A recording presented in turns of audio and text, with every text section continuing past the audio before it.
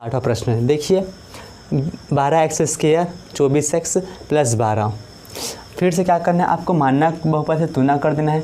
ax² bx से तुलना कर देना है। तो हमारे पास a का मान कितना आ गया 12, b के मान ऋण के 24, c का मान 12 हो गया। फिर a गुणा c करके देखो कितना आ रहा है, तो a गुणा c करने पे कितना आ रहा है 144 आ रहा है। अब देखना है, देखिए 144 जो है इतने के पहाड़े में आता है, 2 के पहाड़े में, 3 के पहाड़े में, 4 के पहाड़े में, 6 के पहाड़े में, 8 के पहाड़े में। लेकिन क्या करना है हमको, ऐसे मान को लेना है जिनके पर 144 है और जोड़ने या घटाने पर कितना आ जाना चाहिए हमारे पास 24। तो हमारे पास देखिए 12 और 12 इनको आपस में जोड़ेंगे तो हमारे पास 24 भी बन जाएगा और गुणा करेंगे तो 144 भी आ जाएगा। तो मैं इनको लेके आगे बढ़ता हूँ। तो देखिए कैसे हल करना है हम लोग को, देखिए फिर ये देखिए सबसे पहले इसको लिख लीजिए 12x² ऋण के 12x ऋण के 12x। देखिए मैंने किस में तोड़ दिए, ऋण के 12x ऋण के 12x, ताकि मैं क्या करूं आपस में क्या करूंगा इन दोनों को जोड़ूंगा तो कितना बन जाएगा ऋण के 24 बन जाएंगे। ऋण के 12 ऋण के 12 दोनों आपस में ऋण के 24 बन जाएंगे। इधर कितना प्लस के 12। फिर क्या करना है, दोनों पद से क्या निकालना है उभयनिष्ठ निकालना है। तो देखिए इनमें 12x है, इनमें भी 12x है, तो मैंने क्या निकाल दिया 12x को निकाल दिया। तो यहाँ पे क्या बचा, एक बार x बच गया, क्योंकि देखिए इनके पास कितने x है 2x है, x से घात हुआ है मतलब 2 बार x से गुणा हुआ है, तो केवल हम लोग ने एक बार x को निकाले हैं, तो एक बार x यहाँ पे बच गया। ऋण यहाँ से दोनों बाहर निकल गए तो क्या बच गया 1 बच गया। अब यहाँ पे क्या निकालना है आपको, ऋण के निकाल लेना है। देखिए ऋण के चिन्ह के साथ ऋण के 12 निकाल लीजिए, तो यहाँ पे क्या बच जाएगा ये 12 बाहर निकल गया, तो क्या बचा हमारे पास ये x बच गया, ऋण 1 बच जाएगा। तो फिर क्या करना है आपको, एक बार अंदर पद को लिखना है, एक बार बाहर पद को। तो देखिए क्या हो जाएगा आपके पास x ऋण 1 और 12x ऋण 12, ये आपके लिए यही हो जाए क्या, इस प्रश्न के लिए हमारा उत्तर हो जाएगा। ठीक है दोस्तों, ऐसे सभी प्रश्नों को हल करना है। चलते आगे प्रश्न की ओर। मेरे पास क्या 9वां नंबर का प्रश्न देखिए क्या है, 6x² - 7x ऋण का 3 है। 6x² - 7x और ऋण के 3 है। फिर से ये चीज़ लिखना है, मानक बहुपद से तुलना। मानक बहुपद से तुलना करने के बाद क्या करना है, a का मान, b का मान और c का मान लिख लीजिए। तो a का मान कितना होता है हमारे पास कितना 6, b के मान ऋण के 7, c के मान ऋण के 3। तो a गुणा c करके देखिए कितना मान आ रहा है हमारे पास, तो a का मान कितना है 6 है, गुणा c का मान ऋण का 3, गुणा कीजिए कितना बना है हमारे पास ऋण के 18। तो देखिए क्या करना है हम लोग को, ऐसे देखना है क्या जिनके पहाड़े में 18 आता हो। तो देखिए 2 के पहाड़े में कितने बार में आते हैं 9 बार में, 3 के पहाड़े में कितने बार में 6 बार में, उसके बाद यही ऑप्शन है 6 के में 3 बार में, 2 के में 9 बार में, यही तो आएगा ना। अब देखना क्या है हमारे पास, या फिर 18 का हम 18 भी लिख सकते हैं ये वाला। अब ध्यान देते हैं क्या कि हमको ऐसे का चयन करना है जिनको जोड़ने या घटाने पर कितना बच जाए हमारे पास 7 आ जाए। तो देखिए यहाँ पर 2 और 7 के बीच, तो देखिए यहाँ पर 9 और 2 के बीच, दोनों के बीच की अगर अंतर देखते हैं तो 7 हो जाएगा। मतलब 9 में से मैं 2 हटा दूंगा तो मेरे पास 7 भी आ जाएगा, गुणा करने पे 18 भी आ जाएगा। तो मैं इसको लेके आगे बढ़ता हूँ। 6x² माइनस के 9x और क्या कर देना है आपको धन के 2x ऋण के 3। देखिए 9 में से 2 को घटा दोगे तो क्या बच जाएगा आपके पास 7x बच जाएंगे। उधारी के 9 रुपये है, केवल आप 2 रुपये पटाओगे तो उधारी के 7 रुपये बच जाएंगे। अब क्या करना है, इनको सरल करना है। तो देखिए उभयनिष्ठ निकालना है। तो यहाँ पे देखिए क्या कर सकते हैं हम लोग, क्या इनको थोड़ा सा और आगे हल कर सकते हैं क्या। ये 6 लिखा है, मैं 6 क्या लिख दिया हूँ 2 गुणा 3 गुणा x² माइनस ये 9 को कैसे लिख सकते हैं, 9 को लिख सकते हैं क्या 3 गुणा 3 और ये क्या है x लिख सकते हैं। ठीक है, प्लस 2x ऋण 3। अब देखिए यहाँ से हम लोग को क्या करना है उभयनिष्ठ निकालना है। हम लोगों ने क्या किया, समझने के लिए इस टाइम को आगे बढ़ाए हैं। तो देखिए ये 3 दूनी 6 बन जाएगा, 3 तिया 9 बन जाएगा। अब इतना करने के बाद हमको समझ आया क्या कि क्या क्या उभयनिष्ठ है। तो देखिए इसके पास भी 3 है, इसके पास भी x है, इसके पास भी 3 है, x है, इतना क्या निकल गया उभयनिष्ठ निकल गया। तो बच क्या रहा है मेरे पास, देखिए मैंने निकाल क्या दिया 3x निकाल दिया तो बच क्या रहा है यहाँ पर 2x, ये 2 और इसमें से x बच रहा है ऋण, यहाँ पे क्या बच गया 3 बच गया। ठीक है दोस्तों, अब यहाँ पे देखो इन दोनों में क्या कॉमन है, कुछ कॉमन नहीं है तो क्या निकल जाएगा यहाँ से प्लस के 1 निकाल देना, तो यहाँ से क्या बच जाएगा आपका 2x ऋण 3। तो आपको क्या करना है, एक बार अंदर पद को लिखना है और एक बार बाहर पद को, तो क्या हो जाएगा 3x धन 1 और क्या हो जाएगा 2x ऋण 3। ये आप लोग को क्या हो जाएगा अभिष्ट हल हो जाएगा या फिर बहुपति गुणनखंड हो जाएंगे। ठीक है दोस्तों, जल्दी से आप लोग नोट कीजिए। ये रहा हमारे पास 10वें नंबर का प्रश्न।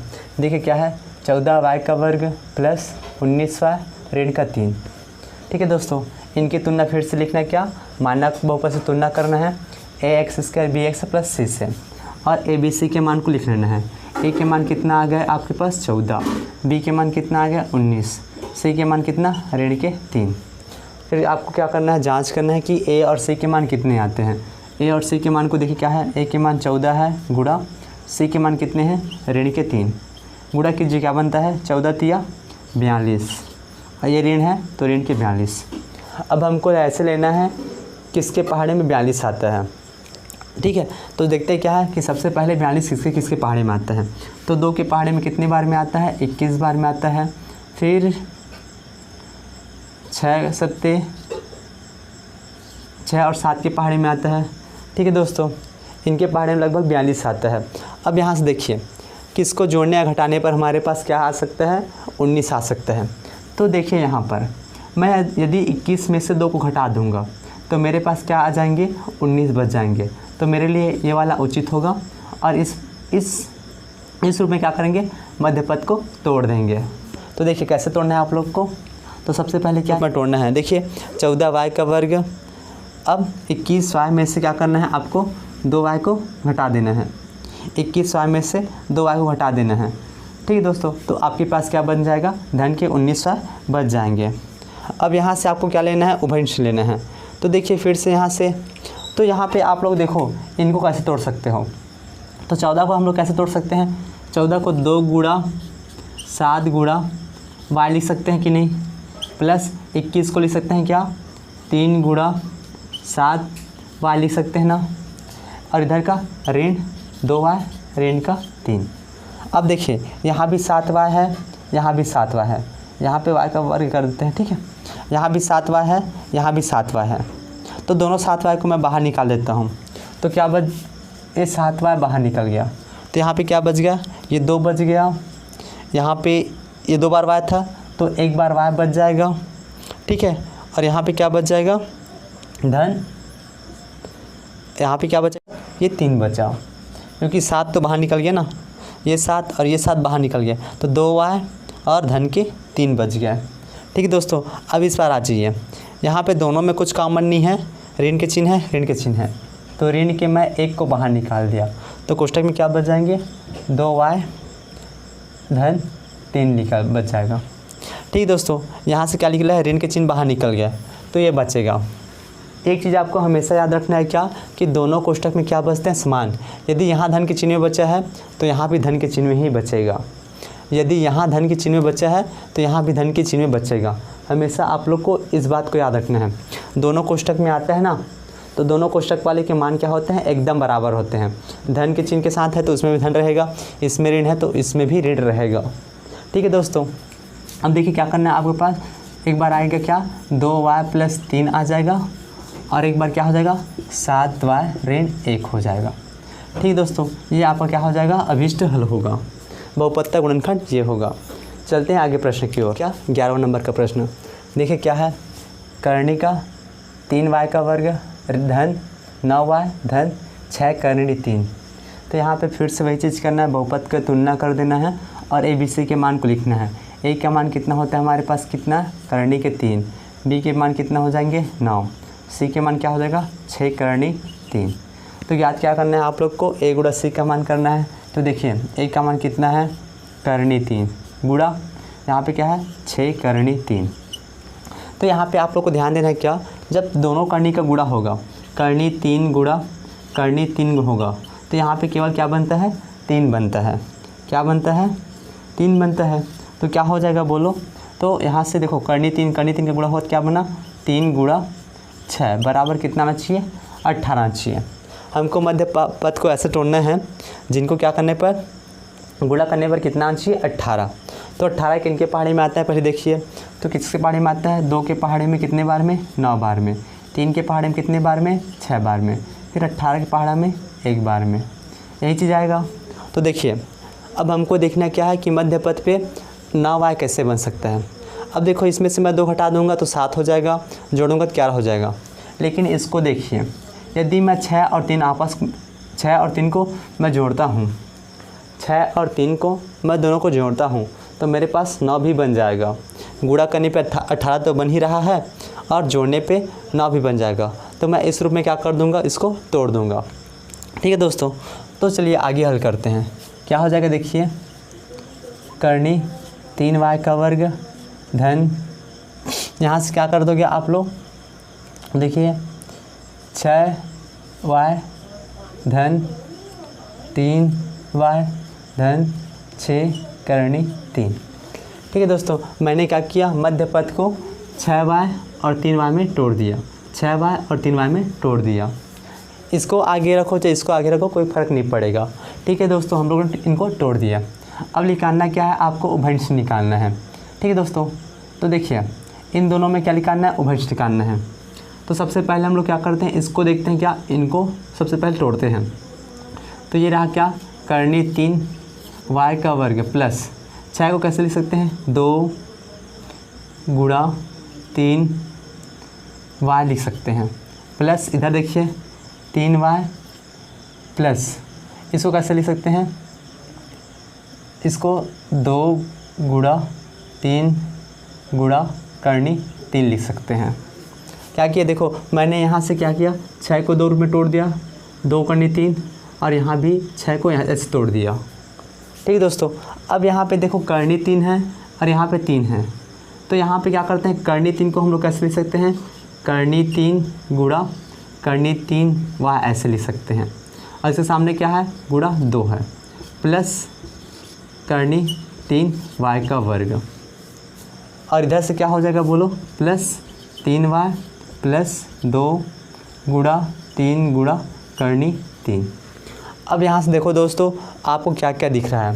तो यहाँ पे सबसे पहले देखो क्या, कर्णी 3 दिख रहा है और y दिख रहा है। यहाँ भी कर्णी 3 और y है। तो क्या निकल जाएगा, यहाँ से कर्णी 3 और y बाहर निकल गया, कर्णी 3 और y यहाँ से बाहर निकल गया। तो यहाँ पे क्या बचा, एक बार y बचा प्लस 2 कर्णी 3 बचा। ठीक है, ये दोनों तो बाहर निकल गए ना, ये दोनों क्या निकला, उभयनिष्ठ निकला। और यहाँ से इनमें से बाहर निकला, यहाँ पे केवल एक बार y बच जाएगा।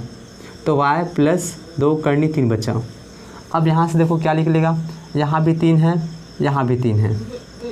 ठीक है, तो वहाँ से क्या निकालोगे, प्लस के 3 को निकाल दो तो क्या बच जाएगा, y प्लस 2 कर्णी 3, यहाँ भी बच जाएंगे। देखो दोनों कोष्टक में हमारे पास क्या आया, मान बराबर आया कि नहीं, y plus 2 Karni 3, y plus 2 Karni 3। ठीक है दोस्तों, तो एक बार लिखना क्या, अंदर पद को, एक बार बाहर पद को।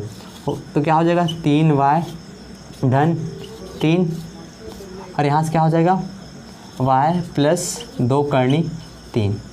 ये आप लोग का क्या हो जाएगा, इस बहुपद के गुणनखंड हो जाएंगे। इस प्रकार से इन प्रश्नों को हल करना है। यहाँ पे कर्णी वाला है तो कर्णी को देखकर डरना नहीं है, आप लोगों को क्या करना है, कर्णी को तोड़ देना है। जैसे दोनों का गुणा कर सकते हैं तो 3 बन सकता है, तो 3 को हम लोग कर्णी 3 भी लिख सकते हैं। ये इस रूप में बदल सकता है तो इसको हम लोग इस रूप में भी बदल सकते हैं। ठीक है दोस्तों, चलते हैं हमारे